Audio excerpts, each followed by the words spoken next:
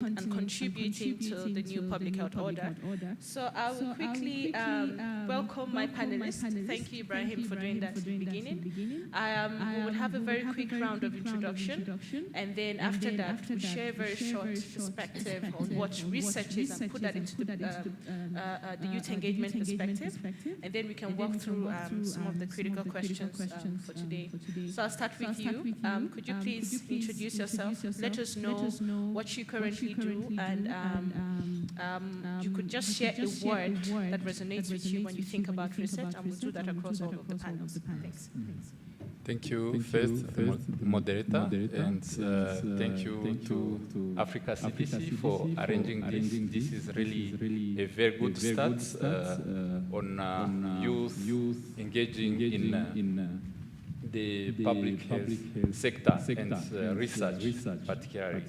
So my name is Jean-Claude Semuto Ngabonziza. I'm a biomedical scientist. I did medical microbiology and then more worked on mycobacteriology, that is tuberculosis, particularly in investigating the drug resistance, diagnostics, and program, how to improve program. So currently I'm director, division manager of research, innovation, data science at Rwanda Biomedical Center. This is an agency, implementing agency of Ministry of Health, Rwanda, and I'm very happy to contribute to this session. Thank you. Thank you very much. All right, thank you. My name is Bosco Jinkonda from Malawi. Wow, how do we start? I'm a social scientist by profession. I am doing my PhD in health policy and systems research with the University of Glasgow, Scotland. I also work with the Camus University of Health Sciences as a social scientist on an injuries project, REMOX and VIA. I also lecture part-time with the University of Malawi in the Department of Sociology. My background, my first degree was in sociology and economics. Then I did a master's in sociology, and now I'm doing the PhD. Beyond the PhD itself, I'm supporting a One Health project in Malawi, looking at the operationalization of the One Health approach in the country. So I'm the lead social scientist in that project, which is being funded by the Norwegian Veterinary Institute. Briefly, I think that's what I can say about myself. I think this is a great opportunity for me as a young person as well to be in this space. I hope that I'll be able to share whatever I know and experiences in the research field. Thank you. Thank you very much. Thank you. It's working. Great. Thank you. Hello, everyone. Really a pleasure to be here today amongst great panelists, great moderator that you already know.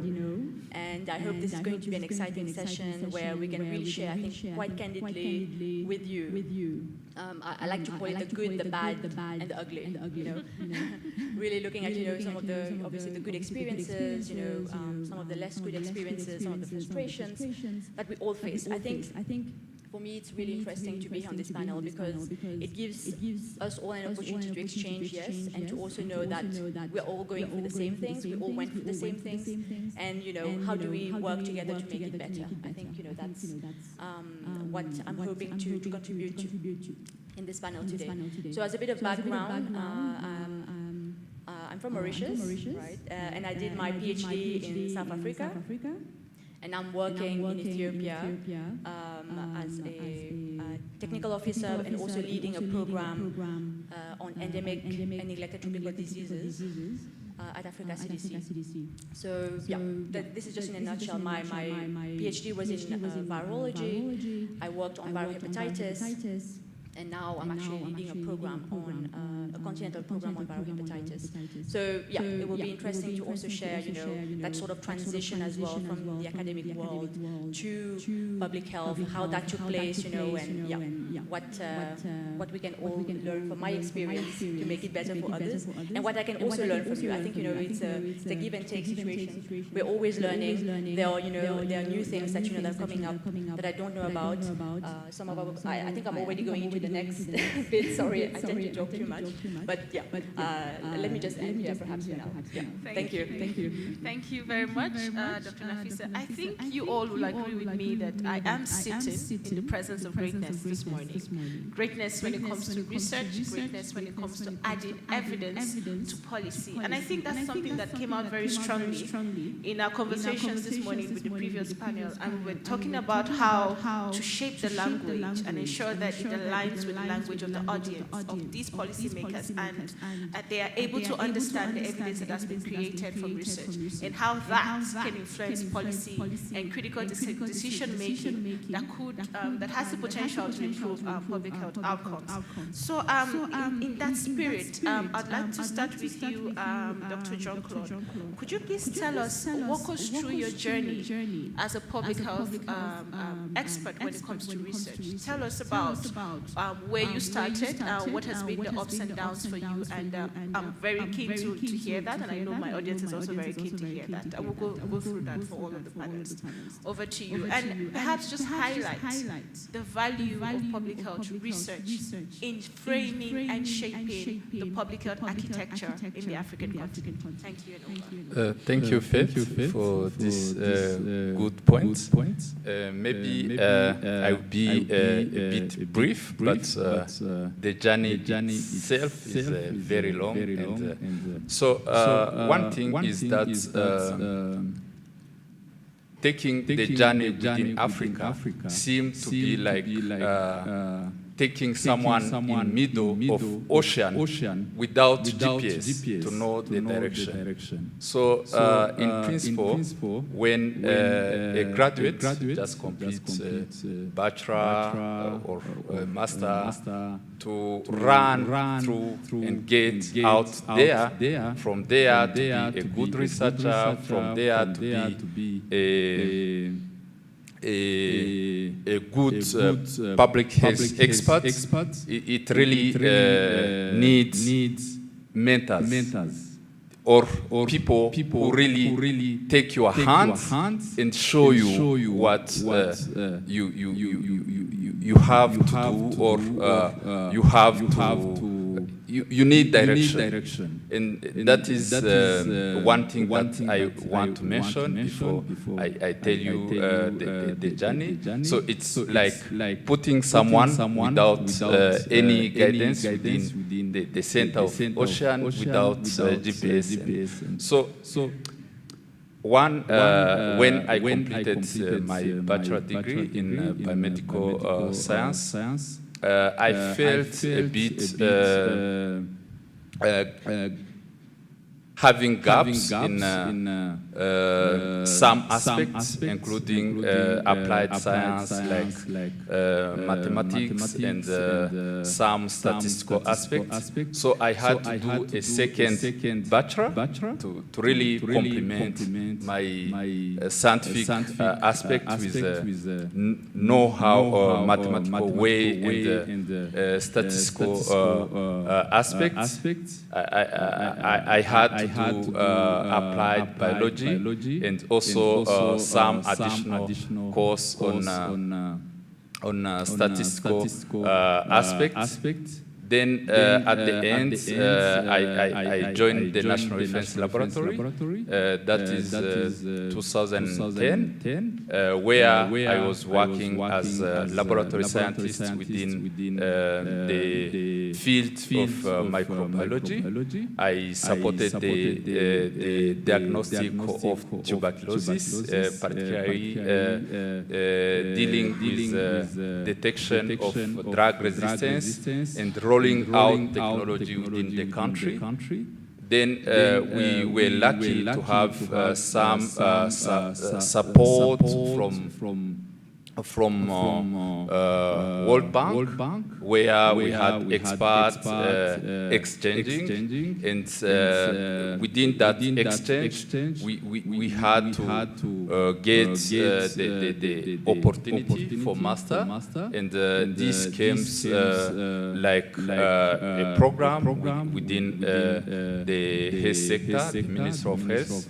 I thank really the government of Rwanda for channeling the opportunity to youth. So that is where I joined the master degree in Nairobi, University of Nairobi, microbiology, medical microbiology field, which I completed in 2015. And from there, that is where I said, then it really had to be myself to find the way from that master level to PhD. So, and that was not an easy path. Because after graduation, I didn't have a close mentor to make sure I can immediately be directed to a specific field. So I had to first prepare my first paper, and that was not easy. Maybe I will come back to that. It was rejected a few times, not less than 5 times. But what makes people to be a good researcher, good scientist, is curiosity. Have something really to explore. Why is this? What explains this observation? Why? So I had to take that back and find people to help out, and finally was published. And from there, then I had to start seeking opportunity for PhD, which was not also easy for me. And finally, based on some collaboration within the health sector, I had one person who delegated me for a meeting where I met my first who became my promoter for PhD. And at the first time when we discussed, it was not really clear to him whether I can take the PhD. So she was quite unsure, is this really going to be, or is the candidate going to be really at the level of taking PhD here in Europe? They were quite unsure. Then I had to take courses before starting my program. So I had to demonstrate the capacity and so on, which was quite well with me. I took courses 2015, 16, until it was then mature. So one thing that I can also say in there is that we need to do some kind of education, reshape our education, in the sense that those who really have to be researchers are shaped in their way to be good researchers. So after the course, that is when it was really convincing to the promoter team that I can take this, and my doctorate proposal was approved in 2017, and I completed within 3.5 years, and was quite well with me. I had several findings in the area where we demonstrated a lot unknown, and happy that also the program, I worked with the National Program of Tuberculosis, and we took some of the finding in policy and make sure it is implemented. Maybe I will come to that when the question comes in. Thank you. Thank you very much, Dr. Jean-Claude. I think I particularly like your honesty in the way that you expressed yourself, and I saw some people smiling and possibly resonating with the fact that you talked about your papers being rejected, and I think it's very important to highlight this because this is reality, right? We don't always get where we want at the first go, at the first trial, so it's important that you brought that out, and I know that there's a couple of lessons in there for us to take through. And I think some very key words came out of your experience: publication, curiosity, hunger, wanting to find out, to investigate and dig up more about a certain concept that is interesting to you. Of course, mentorship, and I think this is something that I raised previously on the previous panel, rather, about the need for mentorship. You got mentored at some point, and I think this is something that we would like to hear from you as panelists. The role of mentorship in shaping your career as public health researchers, and what you can, your essence on that, and how that can encourage our audience. So I'll quickly go to you, Dr. Bosco. Please tell us again, I think you've highlighted that in your introduction, but what has shaped your public health career going since you started till now? I would like to hear that journey, and perhaps maybe highlight as well the role of that training and that journey and how it has made you who you are right now. No, thank you. I think even without asking what the role of mentorship has been, I would have gone to that. That's everything, the process. So I think for me, the journey started while I was in my undergraduate studies. I think as the good doctor mentioned here, my journey was also inspired by curiosity. I went into university wanting to be an economist. So to put it into perspective, with the University of Malawi as it was then, you are picked for the Bachelor of Social Science, but then you choose what you want to specialize in. So I took courses in psychology, I took courses in economics, sociology. I didn't know sociology when I was going there. I only heard of it when I was in the university. But when I was in my second year, having gone through the classes of sociology, I think I got to have a lot of interest in social issues, and especially issues of participation and community development and engagement. So I was really curious to know what exactly is happening in the rural areas of Malawi. In the process, founded an organization, a charity. But at third year, I then said, you know what, I want to specialize in sociology, so I get to understand the communities and how they live, how they make decisions, how they behave, and the relationships that are there. So that was the start of research for me. I remember my first engagement, that was actually called research.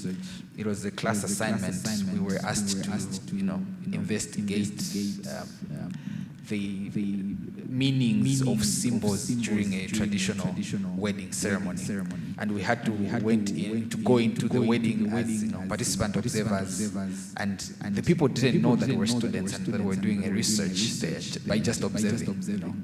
Like how Nigerians would go throw in money and stuff, would participate in everything, but for us that was a class assignment. So that gave me a lot of interest.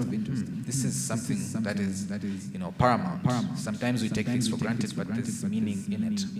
So from there, I wrote my first, quote-unquote research paper. It was basic, but it worked.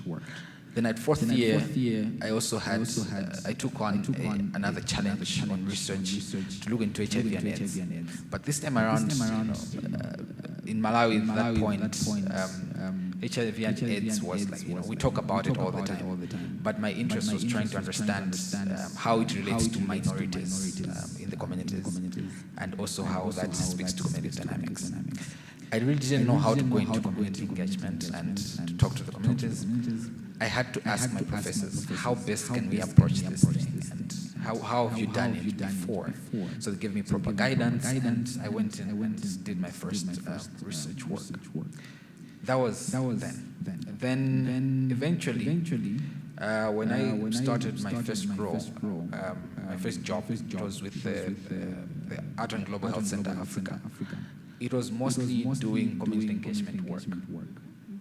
But my interest was in research at that point. But I didn't know how to turn the community engagement work into research itself.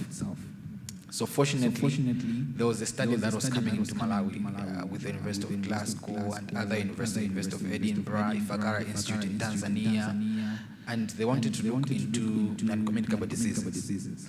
And I volunteered and said, no, I want to be part of that research project. I said, okay, how? This is a study on NCDs. Like, okay. Probably let's try and use participatory arts, which we're using for community engagement, but let's use them for research and exploration and get to understand NCDs within a Malawian context. And we did that. We piloted it, it worked, we got results. And we ended up replicating the same study in Tanzania to get to understand. But even the process of tailoring the participatory arts into a method of inquiry, I had to engage participatory artists to understand how this would happen. There was professors in there, there was practitioners in there, and it was all a process of asking questions. How can I best do this? How can I do that to get where we want to get to?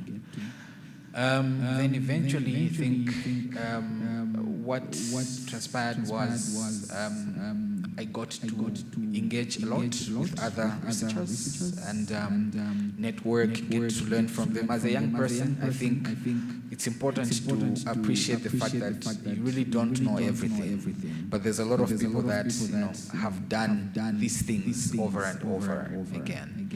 And if you go in with the attitude that I already know what I want to do and stuff like that, there's only so much you can do. Yes, you can start small, but it limits your ability to grow and to be in the spaces you want to be. Okay. So if you ask the right people, know the right people, put yourself in the right spaces, I think it becomes important. I remember 1 year I did a small study on knowledge, attitudes, and practices by evaluating one of the projects that we're implementing at the center. I spoke to a health organization. I said, I think what we are learning from this project is something that we can share out there. But one thing, the technical people said, oh no, but this is just a project. It wasn't ethically approved. I really didn't understand what that meant. So I said, well, then if it's not ethically approved, what do we need to do to get it ethically approved? They're like, okay, you need to develop a protocol. I was like, okay, what's a protocol? So they had to take me through the process. They're like, okay, for you to learn better, we'll actually make you the PI, the principal investigator. I was like, oh, okay, so I don't know what that means. So they explained to me what that means. I engage with the National Ethics Committee. I develop this protocol. They feed it. They do most of the work, but they still put me in the forefront for me to learn. And that's how I got to know how to write protocols and get ethical approvals and do bigger studies. So we did that, and my role was to implement the project, but at the same time, I was learning how to use evaluation methods as the methods of inquiry and also write papers. And we published those findings. And I was the first author of the publication. And in that way, I also got to know the people at the ethical team, and we're still in touch at this point. But it was because of that, the hunger that I had, and the inquisitive mindset that I had to learn from the people that could actually support, and to actually do something within the space that I was. I was a project implementer, but interested in research. There were people who were researchers who knew how probably to turn this around and make it research. And that's how I've developed. And I think up to this point, what I've mostly done, beyond being mentored by professionals here and there, reaching out and asking questions where I don't understand, is to take online courses. I think these days we're living in a world of technology. 2 months ago, I just completed the MOOC session offered by WHO and TDR on implementation research. And that is what I'm actually using in my PhD program. Okay. And these are things that you find online and you can easily apply yourself. I'm doing some literature review. There's things like research rabbits, which are helping tools that are there. So just exploring within the networks, also from the mentors, I think has really been helpful for me in my research journey. Thank you. No, thank you for that inspiring story. I think again, some of the excerpts from your submission is really the humility of remaining teachable. You don't know it all. The humility of assessing and accepting that there is need for you to fill a knowledge gap. I think that's what makes you an astounding researcher. And thank you for really highlighting that. Of course, curiosity and starting small. You knew what you wanted and you knew where you were headed. But at the same time, you understood and acknowledged the gaps that you had in getting to that point where you wanted to be. And you did the needful. And that needful is looking for resources, which, I mean, today, we have a wealth of resources online. And then you took those courses. And I think this is quite important to us as young people to always, within our immediate spaces, find ways of filling those gaps before we look forward to the structures that we put in place to help us get through to those points. Thank you again. I think those were very inspiring, and there's a lot to learn from there. I would like to come to you, Dr. Nafisa. Again, tell us how you became this outstanding female researcher that you are, and your journeys and perhaps some lessons that you could share with us today. Thank you, Faith. And thank you to the panelists. Really, I think, when I'm listening to your stories, what strikes me is that there are a lot of things that we have in common. And there are a lot of things that we don't have in common as well. Like, in the part, which is normal, but yeah, I think some of the issues and some of the personal reflections as well are very similar. And from my side, so maybe just to give a bit of background, I did my undergrad in microbiology, and I started working in a quality assurance company back home in Mauritius. And that's when I realized this is not for me. I have to do something else. I have to study, further. I think, my parents were a bit worried that if I started working, I would enjoy, earning money, and I would not want to study further. But that was not the case at all. The work was quite repetitive, and I thought, I want to do something that's exciting, that changes, that really stimulates me intellectually. So that's when I went to do my honors degree in Durban, in South Africa, and I worked on Mycobacterium tuberculosis, and I have to say I did not like it at all. It was my first experience. I think you've enjoyed working on that, but for me, it was. But I think that's also part of what I want to share. It's okay, to sort of explore and say, okay, this is something that I've tried and I don't like it. Let me try something different, or this is sort of the experiences that really shape, and really help you identify your passion. And I think that's one key thing I really want to highlight. When you're doing research, you have to be passionate about what you're doing. Whether it is at the level of doing your PhD or your career, especially at the level if you're doing your PhD, because the going is going to get tough. It's going to get at the point where you're going to start thinking, is this worth it? Should I continue, or should I just leave it? I mean, I've already invested 3 years. Do I want to invest 2 more years in this? But if you're passionate about what you're doing, you will see the value of continuing, and you will see that this is something that's worthwhile pursuing, despite the obstacles and despite the issues that you're facing in the immediate. And one thing that I also want to highlight is that I did not just suddenly get to Durban. I think when I'm reflecting on your question now, I remember, and that was 10 years ago, so it's a bit of time, but I remember that I was trying to look for a course in microbiology, something that because that was something I was familiar with, and I wanted to continue in that. I wasn't sure how to do it, so I spoke to people around me. And this is another point that I want to highlight, is really you have to tap into your network.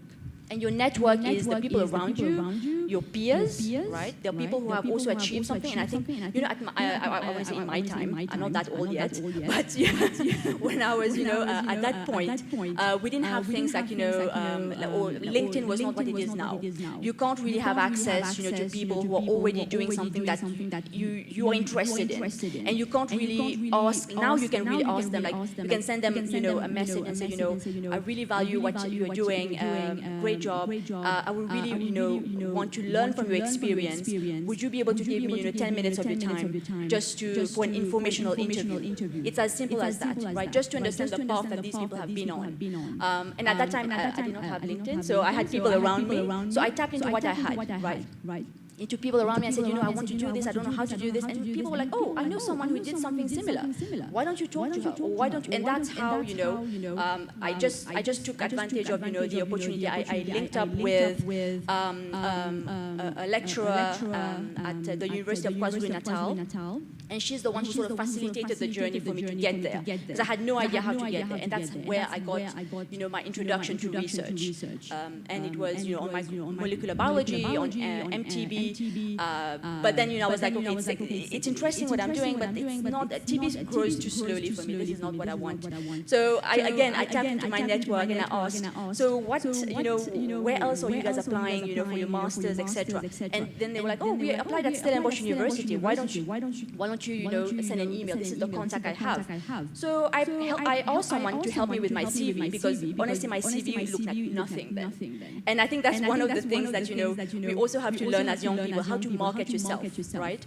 There are so many things we are doing, but we just don't use the right jargon, if that makes sense. Instead of saying like, oh yes, you worked on, no, it's a resource mobilization.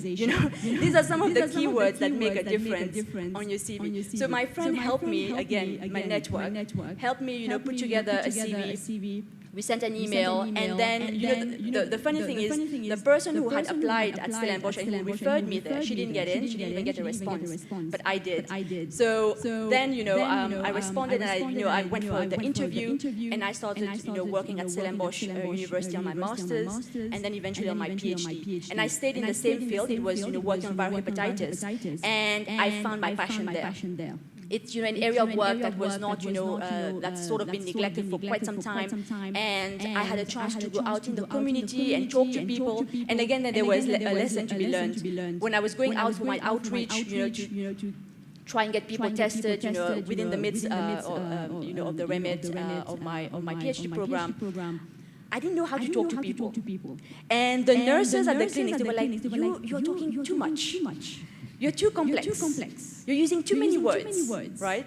You really have to, make it simple so that your key message is getting across. And what's funny is that when I was sharing the messages that I wanted to present to the community, to professors, they were saying, no, but this is not exactly correct. This disease is also transmitted. I'm like, you know what? Based on the feedback from the nurses and the people who are actually in contact with the community, I don't think this is super necessary, right? I think it's fine if I exclude this.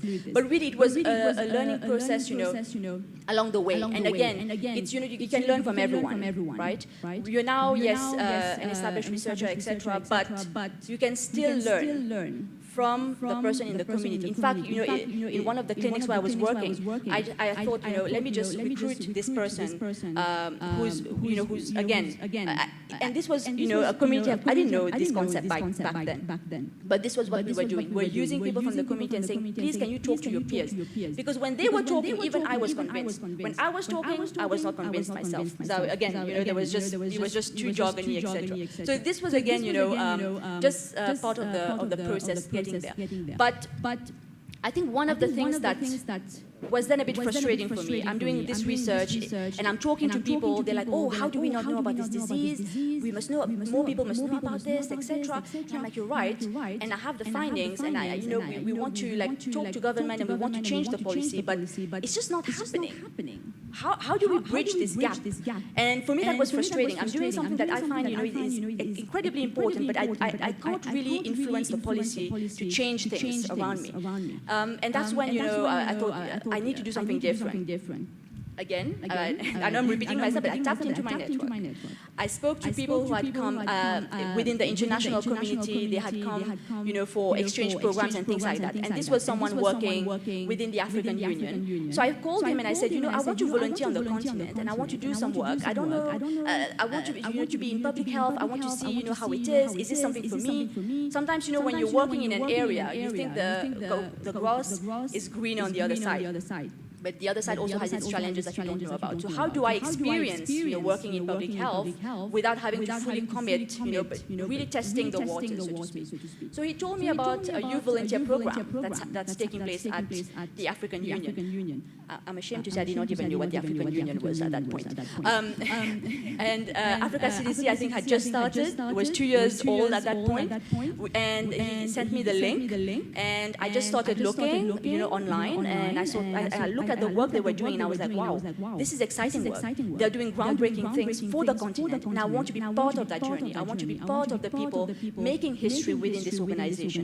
So when I applied to be a youth volunteer, the program, usually they can place you in different, according to what is available. But I was very clear, I want to work for Africa CDC. That was my letter. I did not want to go anywhere else. And I got a response, and they interviewed me, I joined, and I have to say, in the beginning, I didn't know what I was doing, because it's this big organization, and you have to find your footing. You have to understand, you have to find yourself. But I did not wait for someone to tell me, do this. No, I went and I asked my supervisor, I said, I want to do more. I'm able to do more. You need to give me more responsibility. And I really want to thank you. I know he's not here, Dr. Yenyukabede. He was my supervisor at that point. And he really gave me an opportunity to shine.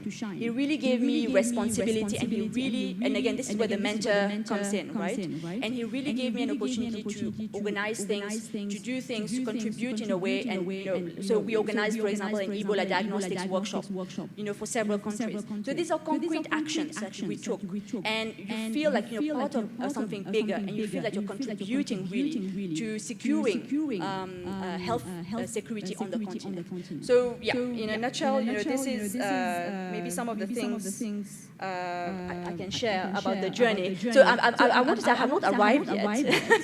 The journey is continuing. There are still things I want to do. There are things I want to change. I'm still finding my feet. But when I arrived at Africa CDC, again, there was a change. I was in the lab division, but then I realized I want to do something a bit different. And looking around again, talking to people, talking to the then deputy director as well for guidance. Again, the mentorship thing comes through. Asking people who have more experience, like, this is what I'm doing. In fact, he was the one who said, Nafisa, you're doing this. I don't know if this is a good fit for you. Think about it very well. And so I had to think, and that's when I also realized you have to know what you want. You have to know what you're passionate about, and then you have to work for it, right? One step at a time, every day. And that's how it goes. So now I'm in the Division of Disease Control and Prevention, which is a new division that I help. I'm one of the pioneer members of this division. It was only established in September 2020, in the middle of COVID-19. And now, working, sometimes I look at my journey, I'm like, I didn't think I could be here today, right? I started working on a project on viral hepatitis and thinking, how can I have more impact in this area of work?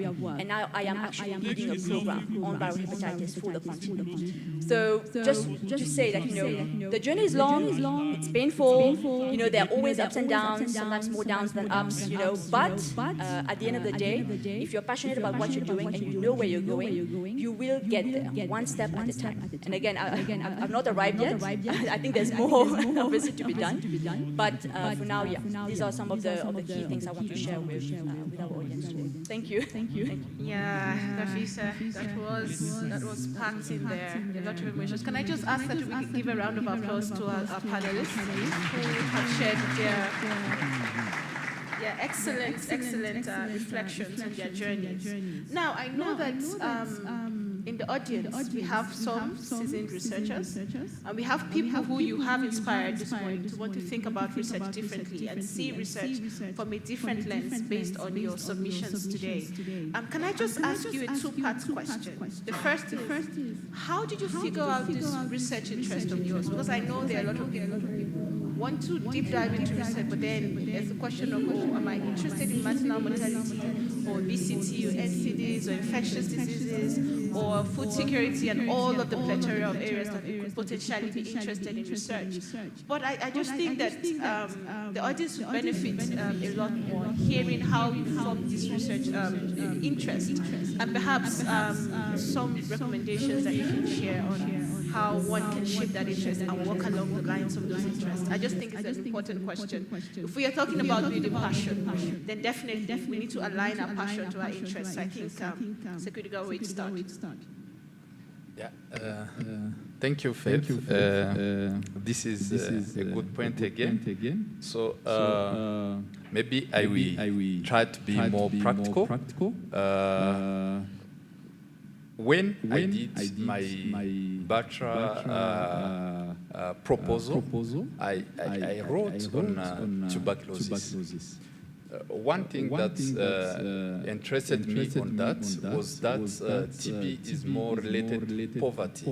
And people who really not have or really need help. How can we help these people get out there? So my master level thesis was again on TB or tuberculosis. So again, it was only building on the same aspect. How do we improve the life of these poor people and get better diagnosis, get better treatment? So, and finally, my thesis, my doctorate thesis was more on TB and also making sure the TB can, especially drug-resistant, can be diagnosed well and in good or in better way. In one sense that at one point during my research where we were investigating or validating diagnostic tool, we realized that at one point one platform that is used, have been used 10 years back, was not really giving same results as it have to be. So I had to take a long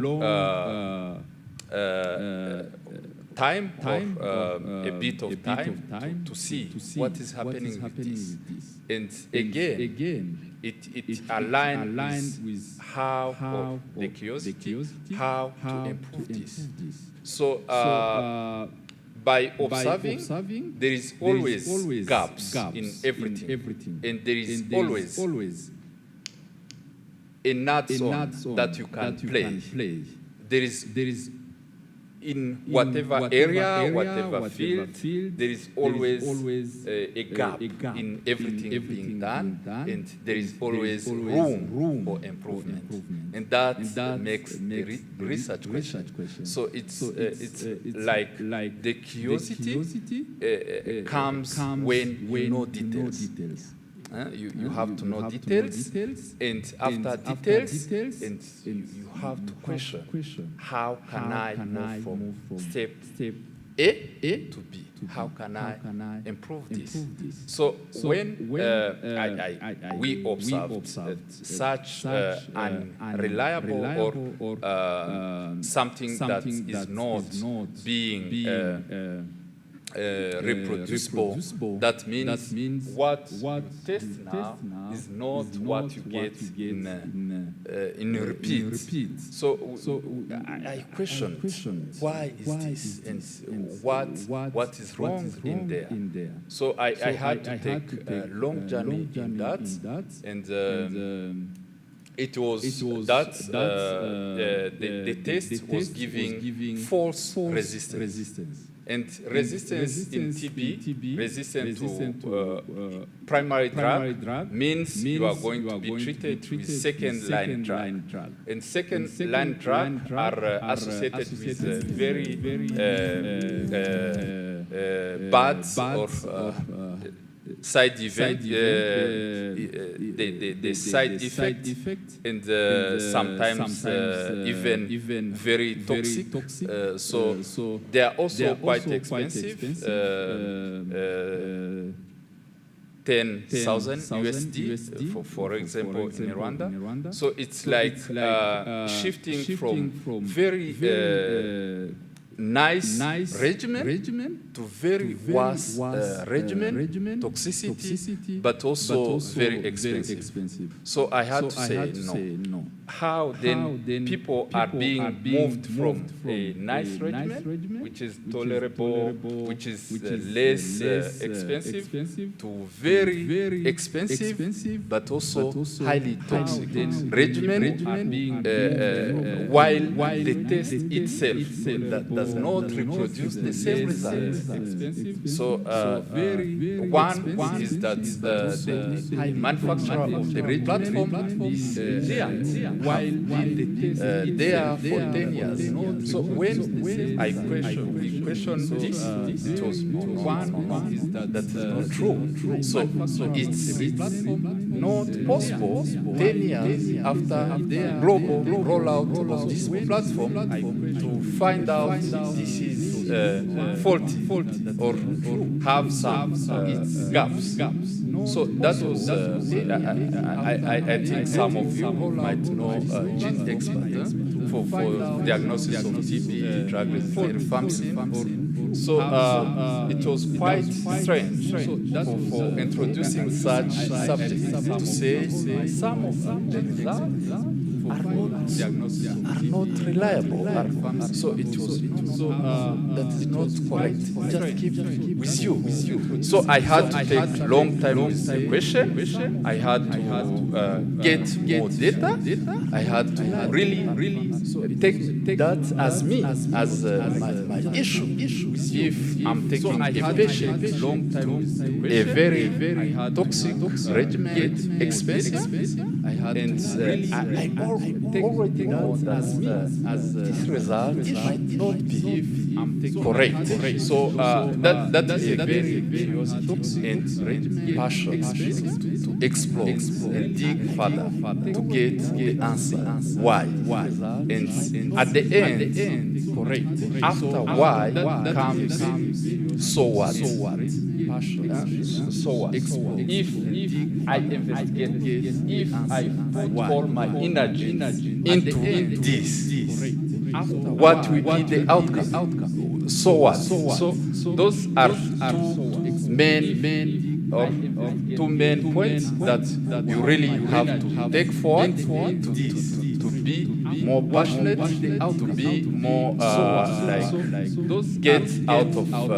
So when I had to collect more data, then move forward with explaining the concept, because the fact of reproducibility of a test in the laboratory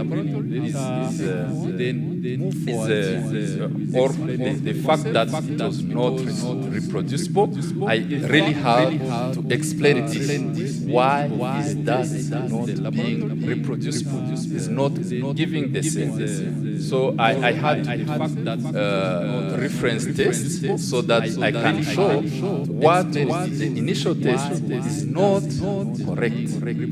And I'm happy that I took that. It was like 1 year or even plus. And at the end, we had to show that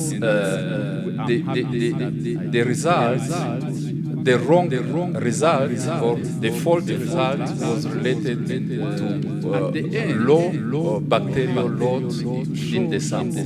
That is like when the bacteria are very few in the sample, that is mycobacteria, the test or the expert is misinterpreted as missing of some signals and interpreted as resistant.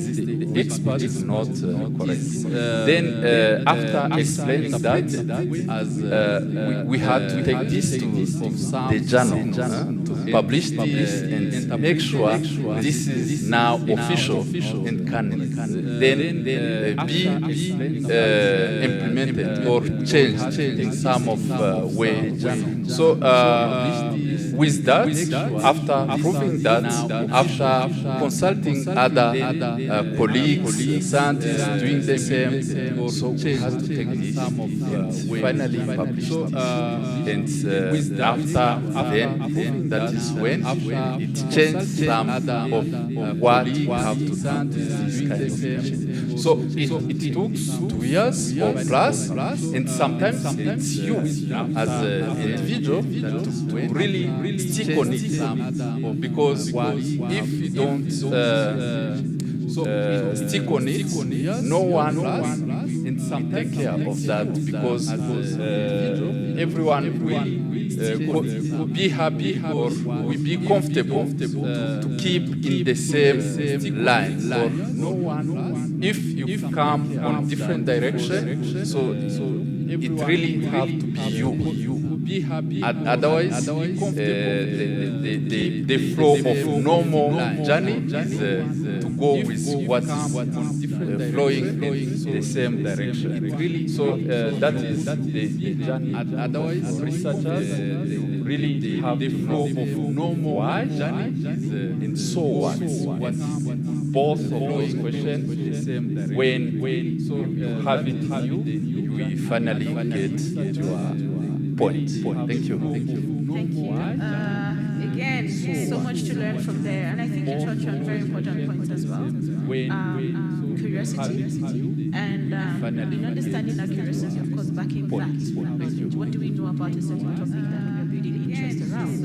And then getting to understand that, of course, there's a need for more knowledge, and again, that's one of the ways that we build our interest. And the whys, there must be a why, the why, and the so what. And of course, being persistent in wanting to deep dive into this particular concept. I'll just ask Dr. Bosco to perhaps share how you've built your interest, but very quickly, so that we can also give our audience the opportunity to ask all of their burning questions. To avoid being penalized by my university, I'm still Mr. Bosco. Okay. Not Dr. Bosco. But of course, I appreciate it. So, in fact, it's amen. Yeah, I remember my initial master supervisor, may so rest in peace, he used to call me Dr. Bosco even before I started my master's degree. So I guess that made this come true. But speaking about how do you grow interests? Do you actually figure them out sometimes? Sometimes you don't. So I guess that sometimes you just go, and they'll figure themselves out on the way, honestly. But I think we generally will say, well, it's important, have your life in order, plan, and they'll figure themselves out. Know what you want to become, what you want to be. But it's not as easy as we say it. I think that's the practicality. So for me, my research interest, as I already said, was born out of know what you want to become, social issues that are marring our society. It started with my village. So a lot of early pregnancies and stuff like that. So I'm like, okay, there's NGOs that are coming where things still the same, nothing is happening, Then I started asking myself the question, wow, the media is reporting early marriages and all these things, but is this really an issue? Who says it's a problem? Who defines what is the same? So that kind of thinking actually drove my undergraduate study. I wanted to evaluate such an intervention on early marriages. And my angle was, let's say, participation. If you're saying you're solving this problem, first of all, who is saying it's a problem and how are you solving it? Who is involved in solving the problem? That's what I did. Then I came back with my results. It informed some NGOs work with some NGOs called Girls Empowerment Network. I gave them the results and they tailored it to some of those they've been doing. Then at master's level, I came back with, I did something similar. I also evaluated some work on women's economic empowerment. These are gender stuff. That was gender stuff, all of it, gender stuff. So I was evaluating to say, there's a lot of women's economic empowerment efforts in the community, but the women are not changing really. As far as I know, I can see. Maybe I'm doing wrong. So I went back and said, okay, you guys claim to have, trained 100 women, economically empowered them. I didn't understand what economic empowerment was, but it was through that research process that I could understand what it was. And so maybe agency, changing norms and all these things. Then I realized these guys had moved in how they approached it, because they also didn't understand what economic empowerment was. I didn't understand what economic empowerment. I gave out the results they used to. But see, now I'm not in that space anymore. I'm a social scientist in public health. I don't want to be a public health trained researcher. No, I want to remain a social scientist, but in public health. Okay? Why? The reason has been, for me, I don't want to be now where things took a turn is the same interest on participation. I looked at it from a health angle now. I say, okay, we have a lot of health issues.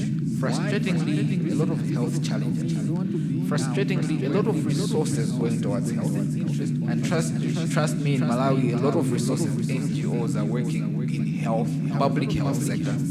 But why are things remaining the same? You understand? That kind of thinking made me say, no, I want to stick to health research and understand what is actually happening. Which is also what drove me to take the MOOC this year on implementation research to say, are we really doing the right things? Do we really have the actual solutions, or are we just trying out whatever comes? Which is also what drove me. Then I've gotten to appreciate there are some efficacious interventions, but the challenge is around implementation. So that has been, I think, my journey in terms of research. So eventually what has been happening for me, personally, is I've developed interest in communicable diseases, for example, but it's still around social participation. I want to know how are people involved, what are their perspectives, what do they know, okay? What are the current attitudes? What is actually the limitation to us getting the health outcomes that we actually achieve social participation? The same way with the One Health project we're doing now, people keep laughing at me when I'm back home. When I tell them what I'm doing on that project, they say, brother, how did you change from doing gender-related issues, then you were doing some social-related issues, and now you're doing dogs? No, I'm not doing dogs. Yeah, but you just said you're working on rabies research. Like, yeah, I am, but I need to explain myself all the time, okay? But here's the thing. When I talk of One Health and looking at rabies has been a burden in African countries for a long time, right? Yeah, I am, but I need to explain myself. When you look at literature, when I look at it, I was like, the solution is very simple. How are we failing? Vaccinate at least 70% of the dogs, raise awareness here and there. It doesn't look very difficult. What's the problem? Okay? Then I got to understand that a lot of it has to do with the implementation of this efficacious solutions. Then it comes back to say, it's also about that participation question now. Okay? What are the people saying? What are people thinking? What is the government doing? Okay? Is the money going there? How is the money being used? I remember in yesterday's discussion now, we were also talking a lot about accountability. Okay? This is where I'm coming from. How are people involved in this accountability process? Where is the citizen power? How is the money? And now it's also the same reason that got me interested in this conference. To say, if we're talking about the African Union Agenda 2063, I read it. My interest was there's a lot of chat in there. Article 56, 57, 54 about youth this, youth that. But how are the youth involved in all this? I read it, which is what brought me here to understand what kind of participation we're looking at. Are we just being consulted in our space? Are we informing decisions? What actions are we going to be developing out of it? So for me, that's, I think, how I've gotten to develop what kind of interest in. Are we just being consulted? Research in health, public health specifically, but I still maintain my angle in social science to look at social participation and issues of health. Wow, thank you, Bosco. Yours has been quite dynamic and it's evolving, as you noted. But I think that's pretty much our life is to evolve, and I think as we do that, our interest sort of changes or even become better. Thank you for highlighting that, and of course, the very critical role of implementation science. Everything we do, we must take a step back and see its effectiveness. Is it really creating the impact that we want? And how do we ensure that if not, we re-modify our processes, reimagine this research interest and redo them, and essentially the word research, right? So thank you again for sharing those with us. Dr. Nafisa, I'm going to shift away from that question, and perhaps I want you to shed a different light on, we're essentially here, building on the new charter, building on the Agenda 2063, also building on the African Health Strategy, and of course, the new public health order. And I think one of the most important things we want to understand today from this session is the role of the youth in public health research. We've been discussing the health research agenda for the continent, the different thematic areas that we should be focusing on in improving our health outcomes through the lenses and the platforms of research. But then what is the critical role of these amazing, brilliant minds who are here in this room today, and how can they play an important role in realizing that dream? Thank you, Faith. And thank you for putting me on the spot. I had rehearsed my answer with the other question. But yeah, I think it's a very important question. And I think, I think you will agree with me. We are part of that youth making that change. So I don't want to disconnect myself from my colleagues here on the floor today. But really, I think this is something that we are all contributing one step at a time. I don't think we perhaps realize it, but every single mindful action that we are doing towards supporting communities with a public health action, with a public health intervention, with an advocacy, I don't think this is part of how we are contributing to achieving Agenda 2063 and highlighting the role of youth. And I think each and every one of you here today is an advocate for yourself and for youth, in general. And I think this is what we are all here trying to showcase, is that we are just a few examples of what can be achieved when you trust youth with specific responsibilities, if that makes sense. I'm a young researcher, but I've been given the responsibility to lead a program. And Faith as well, she's been doing amazing work on workforce development, and I hope to be able to emulate even a fraction of what she's achieved within my program. So, and these are things that perhaps a decade ago we would not have been given the opportunity or the space to do something like this, right? But today, these are opportunities that we are being given, and these are opportunities that we need to seize. And these are, I think maybe one thing I can highlight as well. I've been hearing a lot about, obviously we're talking about mentorship. What I want to encourage us is to think about, because also, for me, I also always look for someone to mentor me. But how about, sort of paradigm shift and saying, who can I mentor? Who can you mentor? Yes, you're young, but does that mean you don't have something to share? Does that mean you don't have something to contribute? No. On the contrary, you have more to contribute than you think. And I think this is something that we need to start sort of thinking about what can others share us, but also what can we give back. And I think all of us are here, with that perspective in mind. How can we keep contributing? But now, I think honestly we're being given, some of these spaces to make our voices heard, whether in social media. I'm not yet on TikTok, but I'm hoping to get there, because I see that this is a platform where it's sort of easy to engage with people, and the community, and to get the message across. And I think with COVID-19, what it has shown us is that if we leave the youth behind, our interventions are doomed to fail. So really, I think this is a lesson that we keep learning over and over again. We learned it through Ebola, we're learning it again with COVID, but this is something that now I think as youth within our organizations, we're pushing for that change internally. And we want people outside these organizations, within their own specific organizations, to push together. And this is how together we can drive that change. I think this is what I can contribute to. I always feel when we feel like how can you contribute? I'm also contributing. So you're asking me how I'm contributing, and this is how I'm contributing to changing the narrative of they're too young, they don't know what they want, they don't know. We know what we want, and we just need the opportunity to show you what we can do. And this is this is something that I hope today we've been able to inspire, and I'm inspired by seeing all these, inspired and intimidated sometimes as well, by listening to the stories of some of the people around the table, about how they've contributed, how they've done some things, how they've changed, the narrative. Like, wow, actually, there is so much capacity here within the youth. I don't understand why we have to keep talking about it. We just need to do it. And we're already doing it. And I think, we just need that confidence to say, we are able to do it. Give us that responsibility. And so much capacity here within the youth. I don't understand why we have to keep talking about it. Thank you. Thank you, Nafisa. And we're I think across, in listening to you all, some very important similar things in common. And one of those is publications, right? We occupy spaces where we do so much, but how much are we doing setting out that message, creating evidence from our work? And the only way to do that is publishing. You can be in your small, tiny space and you're doing this much, but no one knows what you're doing until you write it down and put it out there.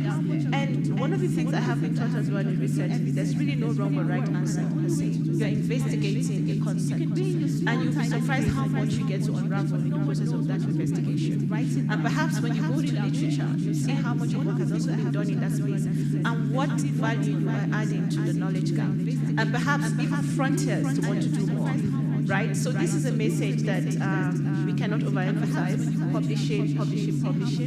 I know that we are not all experts in that area, but I think, again, I'm going to hold you all responsible to mentor someone here about manuscript writing, about how to publish their papers, about how to translate their ideas and concepts into publishing for literature, and I think that would be really great. And of course, persistency, the hunger of what to know, and the hunger of one to keep knowing and building oneself in that space.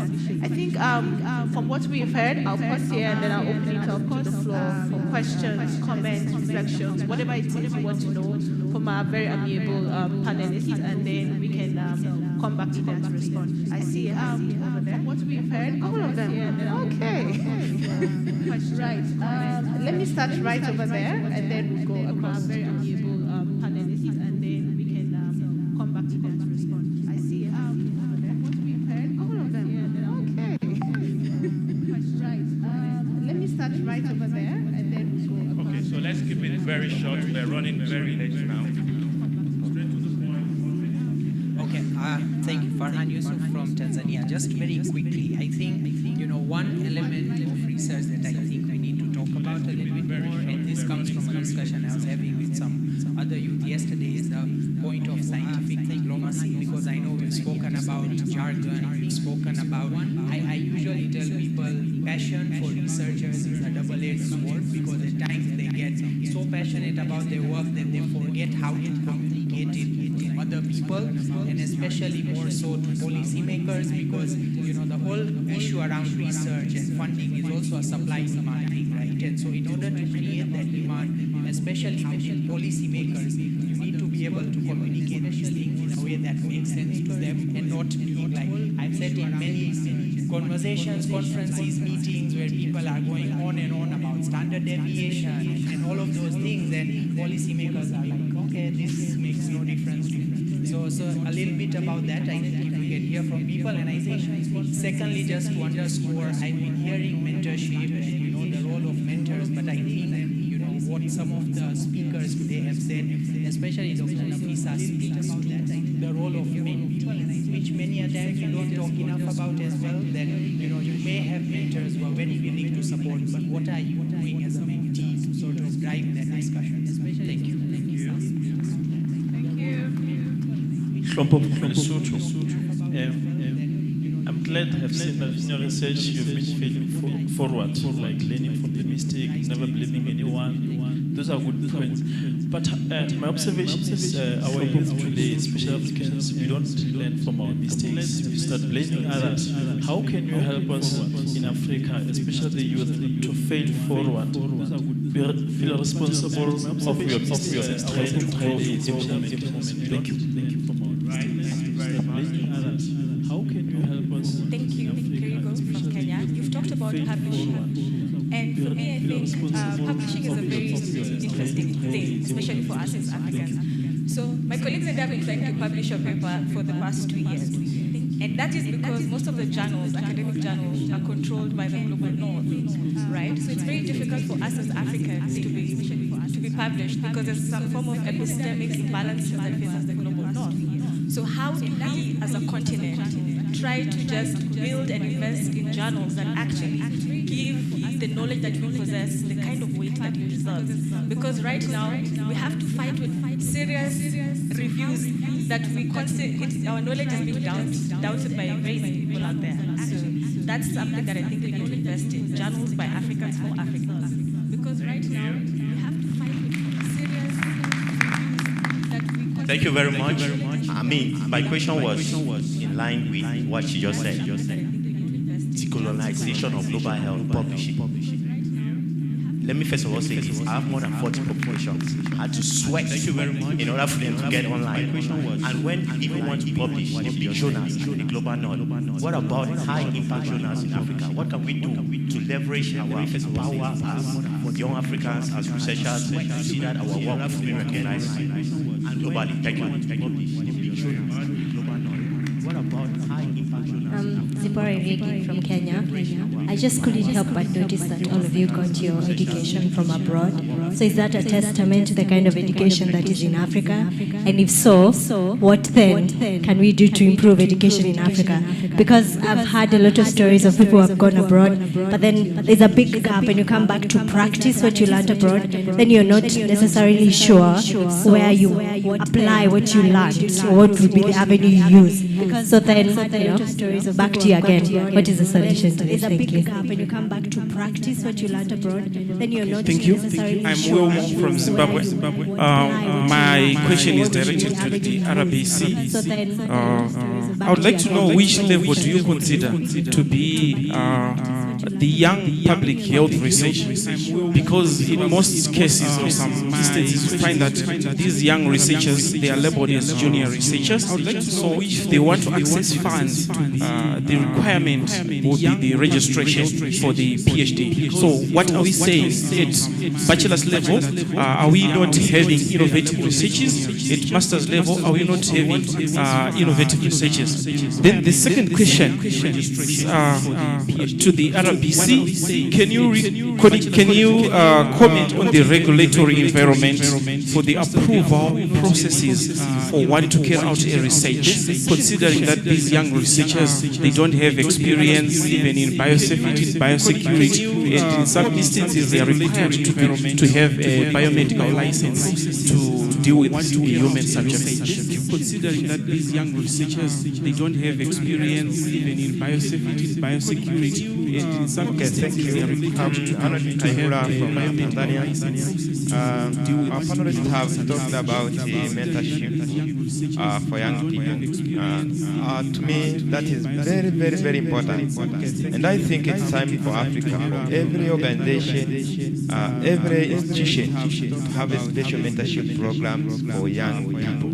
Because in most cases, when we talk about young people, we think of capital, other resources, but we forget mentorship, which is a very, very important part to build capacity for future healthcare workers, future public health professionals and workers who will improve African health. Thank you so much. It's a very, very important part to build capacity for future healthcare.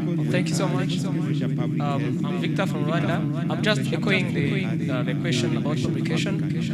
To my understanding, youth are doing research, but the issue is just about the publication channels. And in all our undergraduate studies, we do dissertation, and they are all fearing ethical obligations. What's just missing is making it in a manuscript to be publication. So my question is, how can we institutionalize that? And also about while making that policy, what can be like the benchmark or the milestone? Because that becomes always an issue when we say that we are putting effort in encouraging youth to make research, but without having those milestones in order to make sure that it's a community effort in that harmonization. Thank you.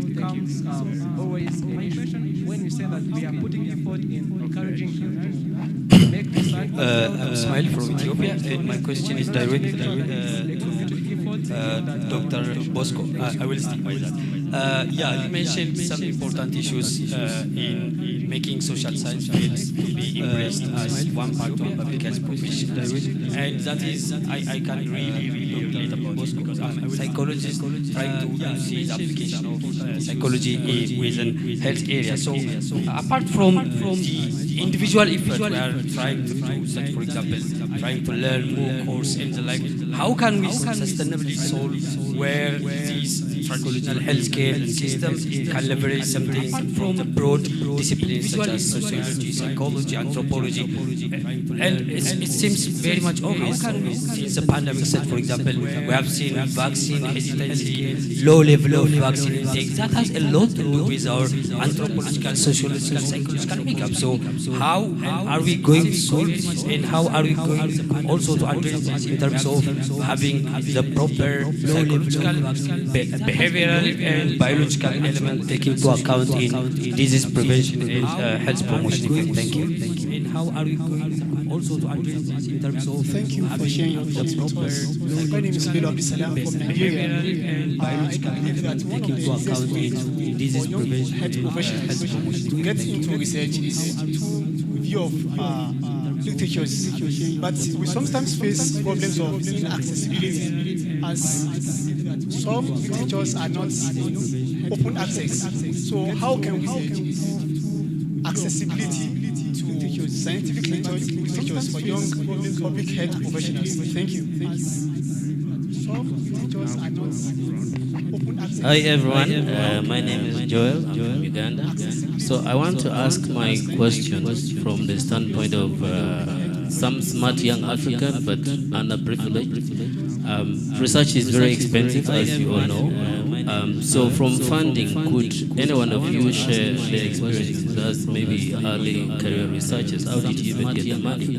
How did you get the mentors? You're just mentioning mentors, but you have professors you write to and they'll never respond to you in ages. And then I want you to also advise me, because now we have social media, we have LinkedIn and stuff. Could also those be avenues of getting your work across to people instead of having to wait for journals that will never get your manuscripts approved in the first place? Could also those be avenues of getting your work across to people instead of having to wait for journals that will never get your manuscripts approved? The question of tokenization in research. You cannot conduct research, a focus group discussion, without giving people small money, 10,000 shillings, 20,000. So how do we change attitudes? That's the first question. Secondly, how does our research then translate to community practices?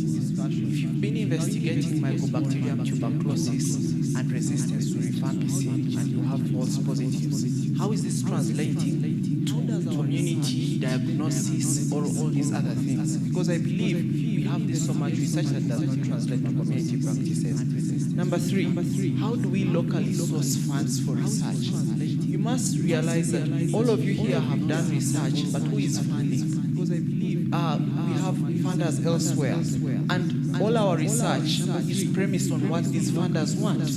Now, you cannot do research for the things that affect people in your community if you have a community problem. So it means we are doing research, but it's not relevant to the problems of our community. Lastly, the question of our research methods and publishing. Now, you realize most of these research methods, the qualitative things, you do not have open source books, so you cannot access literature. You do not have literature review.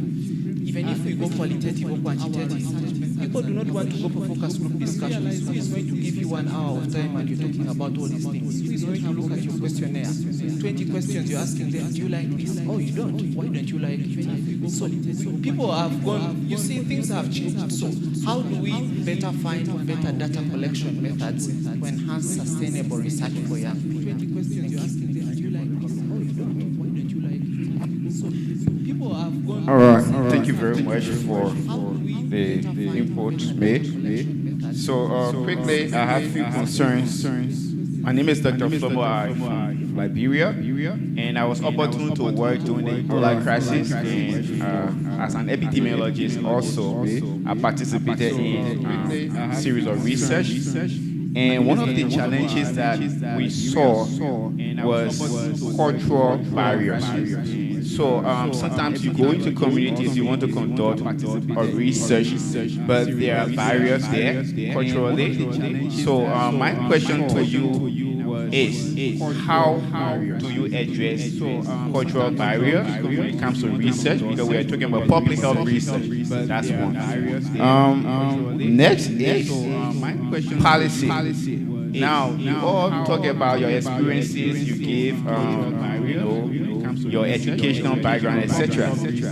But the reality is, before one conducts a research, you have to be knowledgeable, you have to know, you have to have some background. So what are ways that we can institute to create training, service or research training for research methodology? And then lastly, I also want to propose few interventions or recommendations that we can adopt to improve our research in Africa, because we've seen around the world, and everyone has been saying, we don't have much platform, to publish our work, all right?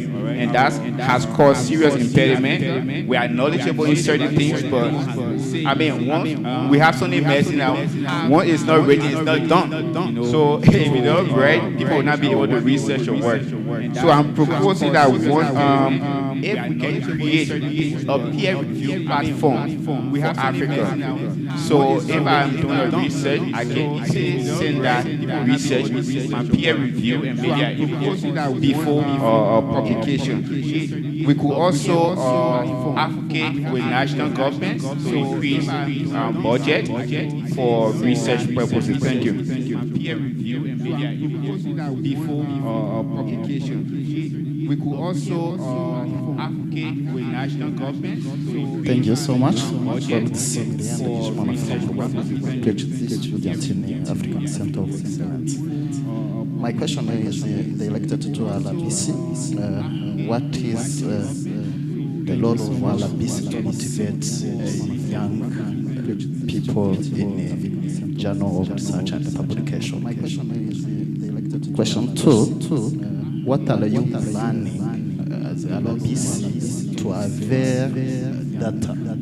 Most of the case, data collection is very expensive, but we can use question two, secondary data. What are you? But view the website of RBC and MOH. Most of the case, very few data collection is very expensive. So what are you planning to avail data so that we can produce more? Thank you so much. Website of RBC and MOH. It won't be very long, but I think this morning something that didn't come out from the policy discussion is this massive gap we have between policies and we're hearing communities, but I want to take it even further to say the patient and the healthcare system. And so it's more frustration, I guess, because tomorrow is Universal Health Coverage Day as well. So question to the panelists, you're all doing great things, but how does this link to a stronger healthcare system? To those in the room, I think we need to constantly ask ourselves, because I haven't been able to achieve it either, is everything that we're doing, how do we have a better healthcare system for that patient who goes into a facility? That should be our vision, and I hope that also makes it into the strategy in terms of the patient.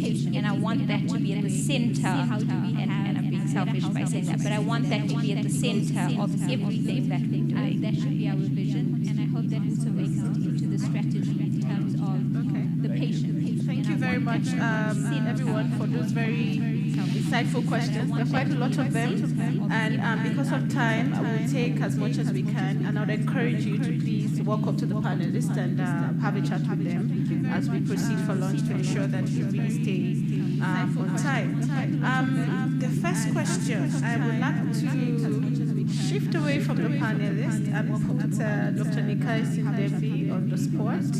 I would like to hear an intergenerational perspective on how we can translate research to practice. And I think this forms the core of everything we discussed today. How does this feed into policies and practice? And also to the last question that have come up. So if you could share your experience, which I know is a really good working experience, on how you have done this over the years and what you want the young people to take away today. Thank you. And also to the last question that have come up. So if you could share your experience. No, I think first thanks, Faith. I think this is a very important conversation. That's why I actually had to move and come and listen closely here. So first, there are journals supported by Africans, because I'm hearing it seems like there's a gap in knowledge here. The Africa CDC, African Union, we have what we call the Journal of Public Health, supported by, I think there are some of you, Nafisa sit on there. It was one of the sections. So please get in touch with Nafisa or Faith and any Africa CDC staff here, so that you can provide enough information. So the second thing, Faith, I think is dissemination. I think what I'm hearing here, we do a lot, but they end on the shelf, which is not good, because if you're going to go to practice or guidelines, these findings, they have to be translated into guidelines before we will move to best practices. But if you don't publish, as someone said here, you perish, because we cannot just do research for research. We've passed that stage where people go into academia, get their master thesis, never publish it. I've heard someone saying 2 years trying to get the paper published. This is long overdue. Because by the time you get it to a journal, those data are completely obsolete. And that cannot inform policy. So I think it's important that first, when we set our target we go into a research project. The end goal should be, how do we disseminate these findings? It's not how do we get master theses, PhDs, and that's it. So we cannot advance our own public agenda. I think we've passed that stage and saying the global north own the data. That's part of the new public health. We need to reshape this architecture where we think if you publish a paper in the Lancet or Nature, that we're going to make the impact in Africa. No. There are journals on the continent with high impact factor. So please, I think, reach out to the Africa CDC team. We might be able to connect it. And this is the connection between CPHIA and the Journal of Public Health in Africa. If you have abstracts, then you can get a mentor to develop those abstracts into a manuscript and submit it for peer review. So I've also heard a lot of things. We need to make a difference between peer-reviewed papers or articles. Because you can publish in the newspaper, that's not an article, journal, peer-reviewed article. Let's make a difference there. But overall, Faith, the point is, at the inception, a researcher or PhD students or PhD candidates, you need to start developing with their mentors a dissemination plan. When you have that at the back of your mind, it means that you need to start thinking how that can actually translate into policies. And that policy will help your community, because I've heard it's Bosco, what you're doing is important. But in the end, how do we translate what you're doing into policy? How do we get to know what you're doing if it's not published? So I think those are the kind of input, Faith, I wanted to give your advice. I think most of us have vast experience in publication. Some have over 200 publications in this room. I think all of us will just have to share our experience, get people that are reviewing. If you can review, you can write. If you cannot review, you cannot write a paper. And the question is, by the end of this week, how many papers have you? We just have to share. Read. If you can't read, you can write. If you can't write, you can review. If you can't review, you can publish. Then we can advance our own agenda. That's the way each of you in this room can contribute to the new public health. Thank you so much. Read. If you can't read, you can write. If you can't write, you can review. If you can't review, you can publish. Then we can advance our own agenda. That's the way each of you in this room can contribute to the new public health. You've heard from Dr. Lukai that we do have the Journal of Public Health. And myself and colleagues will be happy to share more information with you on that. And I think one of the critical outcomes, I'm looking at Ibrahim, I'm looking at GIZ, I'm looking at Africa CDC. one of the things we want to work with you on is getting publications even from this community. The idea of research is drawing inspiration and drawing interest from your immediate environment. It doesn't have to be something that is so far-fetched. It could be just from the engagement we've had. It could be just from the topic around intergenerational discourses on public health and how there are linkages between our generation and the generations after us. So these are potential areas that we could write a paper on. It could just also be from your attendance of the conference as well. You could attend a session on pathogen genomics, for example, and it triggers an interest, and you would want to triggers curiosity as well, and you want to interrogate further. So essentially, this is one of the ways that I think we could do, and we are really looking forward to receiving your abstract, even from this session. I'm holding Ibrahim accountable again and my other colleagues, but these are it will be a very important outcome from this meeting. I will shift to you, Bosco. There was a question on inclusion of social sciences in public health, particularly in disease prevention and control. I know there's been a shift in the past couple of years of including your anthropologists, your social scientists, psychologists, in the way that we even respond to these outbreaks. So could you share some experience in that? Over to you. I know there's been a shift. No, thank you very much. I actually like the fact that you talked to what you said is what I put mind as well on some of the things. Thank you very much. Before I answer the question that I've asked, I think it's really important, and I want to emphasize what you said, that if you're diving into the journey of research, when you're starting, when you just think of the research question itself, to think of what's the end goal, where is this going? Because if you just do research for the sake of research, then it's not helping. You're publishing, you're disseminating it. For me, I think my interest is in action research, so you want to see it, improve something in the end. I think that's very, very important. Right. Speaking of how public health is appreciating multidisciplinarity, I think you've said it, that the winds are shifting, little by little. We're getting, in the space of research and academia, we're getting to appreciate multidisciplinary research.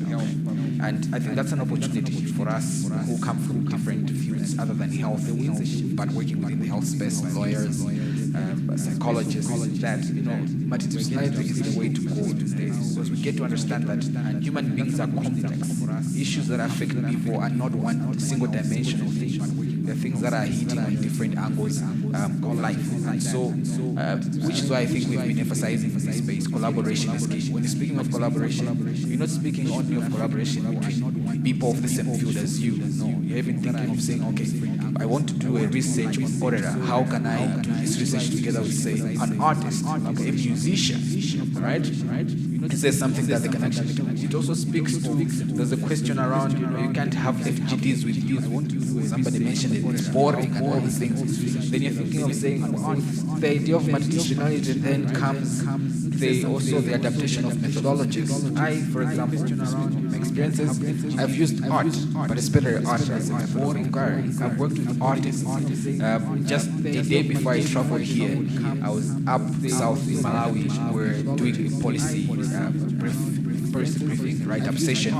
We had done a research on COVID-19 and trying to gather experiences of different people, the untold stories and narratives in 5 countries in Africa, in Nigeria, in Botswana, in Swaziland, in Eswatini, in Uganda, in Malawi, and we're using art, okay, to do that. And we engaged different audiences, and the youth loved the art. We play games that children play while information is being shared. Chiefs, I wish I would share the documentary with you guys. Chiefs, in the community, the people that are respected and feared, we ask them a simple question: how has COVID-19 affected your communities? And you know how they shared it? Through a song, right? They sat together. When they were composing the song, they were deliberating on how COVID affected them and the communities. And the process of prioritizing to us was also data. And even the outcome of the song, they chose the tone, what to include in there, all that is data and information. Okay? Already it's a medium of sharing, but at the same time it's a method of inquiry. And that's using art. We recorded that on video with author approval, and we've published 2 papers out of that. One a methodology paper with open access, one an actual paper with findings. So I think multidisciplinarity gives us a lot of room to even be more creative and innovative in how we approach research in the public. One a methodology paper. Thank you very much. I was smiling when I was listening to your response. So I think you touched on the idioms of distress, putting them artistically, and I think that should be useful. And that also shows the way that you can also contribute to health, but from a multidisciplinary lens, the role of social sciences and how that gradually contributes. And I think from the African Citizens perspective, this is something that we're actively working on. When we deploy our rapid responders to the field, we also ensure that we have someone who is an anthropologist, who is from the social science background, to also provide psychosocial support to the communities on the ground. And I think that's very important. I will come to you, Nafisa, to please share your views on the science diplomacy and also touch on some of the data collection methods that you deployed in your research. And I think that was a question from a young fellow over there about having difficulties with getting constructive responses with these methods, and perhaps your experience would be useful in the long run. Yeah. Over to you. Oh, I'm sorry. Okay, thank you. So I think, the question on the science diplomacy is very interesting because it speaks to something that I don't think as researchers, is instinctive. We are sort of very straightforward, very clinical in the way we express our data. We're very square, I think, let's be honest. And that's where, having a multidisciplinary approach also helps to sort of soften these edges a little bit in the way we communicate it. And I think, with the science diplomacy, I want to also add a little bit on the way we communicate our data. And Dr. Nikes has rightfully said, there are different means now for us to be publishing on the continent. But there are other ways that we can also disseminate our data that it goes beyond even the research community. And I think, one of the things that I was trying to do when I was, when we were doing my research is that when we are applying for grants, for example, when we talk about dissemination of research, it's not just the publication, it's can we have an opportunity to present this to a policymaker? Can we have an opportunity to present this at a conference where there will be a minister, where we can catch his eye, his ear? Also, is there an opportunity to go out to the community and present the results that you have found? Because I think, what happens often is that we go to the community, and I think I'm sort of answering the other thing on the data collection. So sorry, it's sort of cross-cutting really, but I think this is how, we have to think about this. When you look at the way we collect research, we have to think about how we're giving it back to the community. Because we've gone to them, and I think that's where, that fatigue comes. We go to them all the time, the same people asking for information, asking for samples, but are they seeing the impact of what they're doing? Mm-hmm. No. And that's where, that sort of like resistance comes in. Oh, again, another, we don't really want to talk to you, because you've not engaged with them in a way where they can see the impact, the find, even having a presentation of, oh, this is what we found, and this is how we know we are going to try to work, with the ministers to change something. Well, no big promises, of course. But what's interesting is that, in some countries, I'll take the example of Mozambique, within the NPHI, and I think this is one, one key area of work, the National Public Health Institute. Yeah. They are doing research that has impact on the community. And for us, even as young researchers, as much as, we are working with, and this is now coming from the perspective of someone who's been through that process and who did not perhaps do it the right way, and saying, how can you do it a bit differently where we can have more impact? Can we work with these national public health institutes? Can we work, even though we are within universities and conducting research, but can we work in a way that, as you said, we have the end goal in mind, that this is going to influence the policy? Is there a way that, perhaps not you directly, but your supervisor, your PI, if you're not the PI yourself, can already be working with these NPHIs, with these public health institutions to see how the research that's being done within universities will have an impact. And this is what we talk about public health or implementation research. It's not doing research for research's sake, which I know, a lot of times like that has been the narrative, for quite some time. But now it's time for this shift in the way we think. Mm-hmm. And can we already, from the beginning, even before we think about, oh, we're going to this community, no. how is this research going to help the community? And this is how this is going to, so let me tell you, the challenges that you're facing now with the communities in collecting data is the same challenges we face when we want to go to countries and collect data. They are not responsive if they think you're collecting data just for collecting and publishing a report or something. They have to see what impact or what benefit they will get from it. And there is a benefit, but sometimes we don't communicate it very well. Yeah. You understand? I've had, for example, patients that I've worked with, and I've explained to them, I'm doing this genomics research, and in fact, this is part of the ethical process. You have to make people understand why you're doing this, right? But you have to do it in a way, not just to get the signature at the end of the day so that you can use their samples, or use their data, but really so that they understand. And explain to them, so in my example, for example, I went out to a family and I said, your son has died of liver cancer. He was 18 years old, and I can't do anything for him. But there are other young men who are also facing the same issues, and they don't know about it. And we would really like to conduct this research because we think that, if we include your families, we might possibly contribute to an answer that can help prevent the same suffering that you have suffered, that you have encountered in other families. It's a human conversation. It's, just shift your mind and say, if this was your mother you were collecting a sample from, or this was, how would you talk to her about it? That already changes the way you approach, and that already, sort of makes that connection with that person. And you can already see that, yes, they are willing to contribute. Of course, there are people who won't contribute. It's normal. Some people are very suspicious. What are you going to do with my sample? Some muti with it. People are, it's always, something. But if you take the human approach, and I think that's where I again, the anthropologists, the social sciences, they can teach us how to work. And when we talk about science diplomacy, it's not just with the policymakers. It is, again, with the community. How are you communicating with people? How are you communicating? So you really need, I think it's very easy to say we need to tailor our message according to the audience. We've all learned this in research, but do we in practice know what this means? And for the science diplomacy, to be honest, I also had to take a course on science diplomacy because, again, I thought this is obvious. This should have an impact. Why is it not happening? You get very frustrated. But again, with science diplomacy, you realize that, there are things that you have to do. They're just a way of communicating so that you are persuasive. And a lot of times it comes down to politics as well. Whom you know and how you can influence through that. It's not just about the data. And again, when we talk about just the data, the way you're presenting it as well. So for now, what we're trying to do, even for Africa CDC, is building what we call investment cases. To be honest, your ministers, they understand money. Right? Even if they don't understand standard deviation or they don't understand, they understand money. So if you're building an investment case to say, if you invest 10 million today, you will save 100 million. And this is not this is like scientific. There's a process of looking at cost effectiveness, cost benefit, and looking at, what you're putting in now that will have benefit later. Not just in terms of, but in terms of the DALIs, your quality. So things like that. These are metrics that you need to start working on. Just don't think, okay, the burden is 10%. Wow, we should do something about this.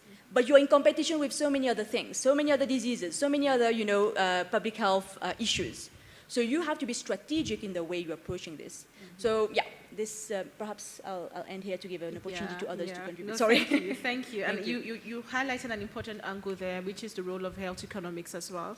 We must think of research not just as or rather health outcomes, not just as health or health as a service, but we must also touch light on the economic angle to ensure that we are hitting the nail on the head and we are passing our message across with the right languages.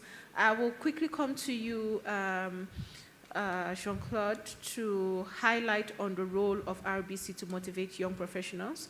I think that was a question from a colleague over there. And we'll do that very quickly for 2 minutes so that we can have the last round of questions. I don't want to stand between you and lunch.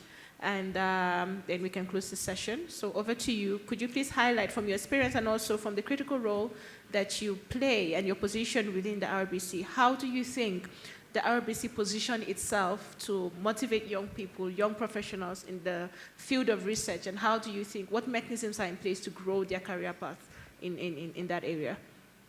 Yeah, thank you. I think this is a good point as well. one thing that we see or foresee to do is to collaborate with the teaching or the universities and make sure their programs are well connected with our programs. So one thing that makes engagement much more easier is really to make sure what they are doing as projects when they are submitted, when they are I think they also highlighted on the regulatory environment, when they submit the proposal to get data, to get their research implemented. So we always connect these people or these young people to the related program so that they can do this in the environment where they have mentors, experienced mentors who will support their research, but also make sure what they are doing can benefit the improvement of what we practice today. So it's one element that makes easier to integrate the research finding in policy or the program. It's to make sure what is being done is well connected, integrated within the running program. So I find some researchers, young people are isolated from the program, the country program, running the same or running so it's really makes easier when the research question itself is well integrated within the country program. If something to do with malaria, we all have this line of program where each of the research can well be integrated. So specifically with this motivation, we are connected with universities within the country, and we provide mentorship, we provide practical hands-on within our different programs, including the biomedical aspect. We have the National Defense Laboratory, where universities, the trainees being trained on biomedical aspect, get trained on hands-on, and some of them run their research within that laboratory. But also we provide that close mentorship connection to the programs. So it's more of really making what they intend to do connected to the program into practice, and make sure what they run as research can easily be implemented, can easily be used to improve the program. Yeah, thank you. Thank you very much. And I hope that that was very useful in understanding. And I'm sure that a lot of the colleagues in here would come to you for further chats around RBC. So very quickly, I'm going to put all of you on the spot to just give me 3 words, just 3 words to describe how you think we can create more career opportunities for young professionals in the space of research. Just 3 words only, because we are really running out of time. And I would ask everyone in here to further chat with our panelists today and to get further information from them. But I'll start with you, Jean-Claude. In 3 words, what do you think we can do to create better career opportunities for the young professionals, young health researchers in this room to take up more spaces in the research world, particularly in the African continent? Sounds difficult, yeah? Yeah. Yeah, so one thing is that don't be discouraged by anybody. When you have this passion, please keep it. And make sure you can always try any opportunity within the area. Okay. And there is always a window to connect with the people who will support your question and improve your... So don't lose hope. Opportunities are there. And you will get your right time and your right question moved forward. Thank you. Yeah. So your 3 words are, well, 3 sentences. Don't lose hope, take up opportunities, and don't give up. Thank you very much. Yeah. Bosco? 3 words. That's 2 gone. Oh. Yeah. I think first, as a young person, just start. I think that's what I would say. Okay? Just start from anywhere. Then number 2, nurture your hunger to know more. Okay? Nurture your hunger for knowledge. I think number 3 is stay relevant. I think that's what I would say. Thank you. Again, your 3 sentences. Start, nurture your hunger, and stay relevant. Quite insightful. Thank you very much. Over to you, Nafisa. Thank you. I think for me, I sort of will turn it. When you talk about, creating spaces for young people, I thought about also what can, how can the existing status quo change? Yeah. What can others do as well? Yes, we're doing a lot, but what can others do? So I know I'm over 3 words, but please. Okay. So I think the first thing is trust. We need to trust ourselves, but also others need to trust young people, that they are capable of doing the job, right? We trust ourselves, we know we can do it, but please, older generation, not looking at anyone in particular, but they know who they are, trust the young people. And in fact, if the young people lack something, then mentor them. This is where you should be guiding them and leading them and say, you know what, I've faced this in the past, and that's where your expertise come in. You are also relevant in your way, but so we need to work together. Anyway, so trust. The second is investment. One of the things, I've found is that we're asking young people to do research. We're asking young people to do masters, to do PhDs. But what about the career paths afterwards? Are we investing in those? Are we making sure that there will be a job waiting for them? And if not, what are we doing about that? Are we at least, opening up the spaces to show them that if, there's not an opportunity in academia, there's opportunities elsewhere? Are we exposing them to, all these opportunities that exist, but that they don't necessarily know about? So for me, that's where the investment comes in as a key thing. We need to invest in young people, but we need to invest also in understanding how, these young researchers now, are we investing in spaces for them to have, to be gainfully employed afterwards? It's not enough to say, yes, do research, that we're increasing the intellectual capacity of the country. But what about these young people? They need to eat and drink and raise families as well. So, yeah. And the last thing is impact. Okay. Whatever you're doing, make sure that it has impact. And that is for you, right?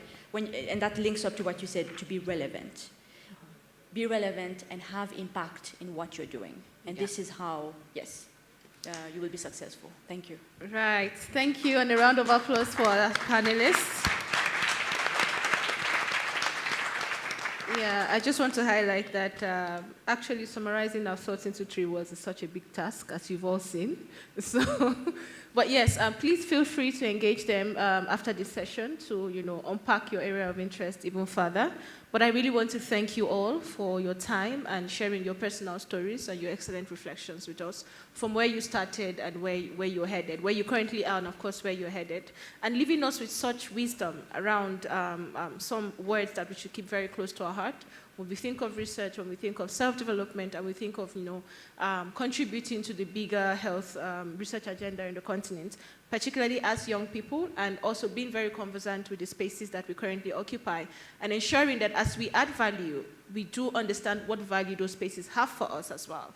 We build as we go, and this is something that can really resonate with us from the Africa CDC side.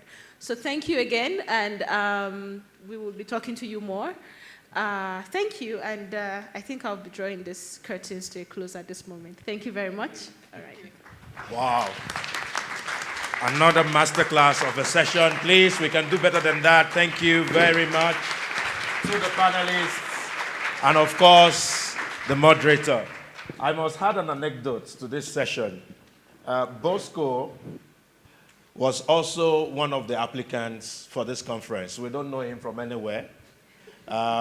We just looked at the CV when we were doing the shortlisting, the Africa CDC colleagues and ourselves, and we said, no, we have to put him on the panel. So, Bosco, stay relevant. Thank you. You have done well.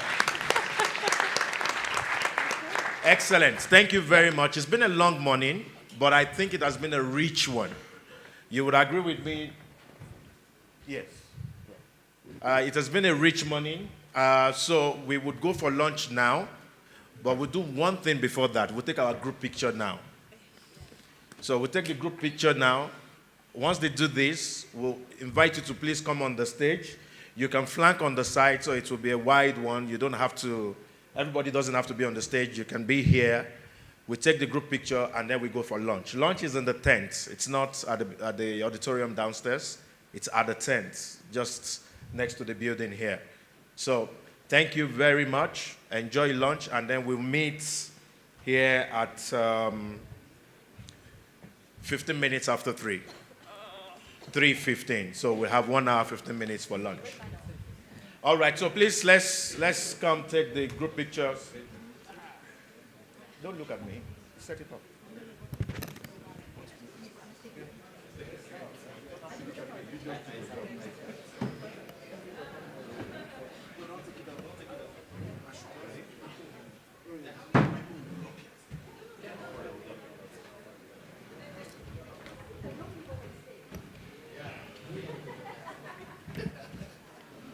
Where do you want the institutional people to sit? The institutional people? Oh, yeah.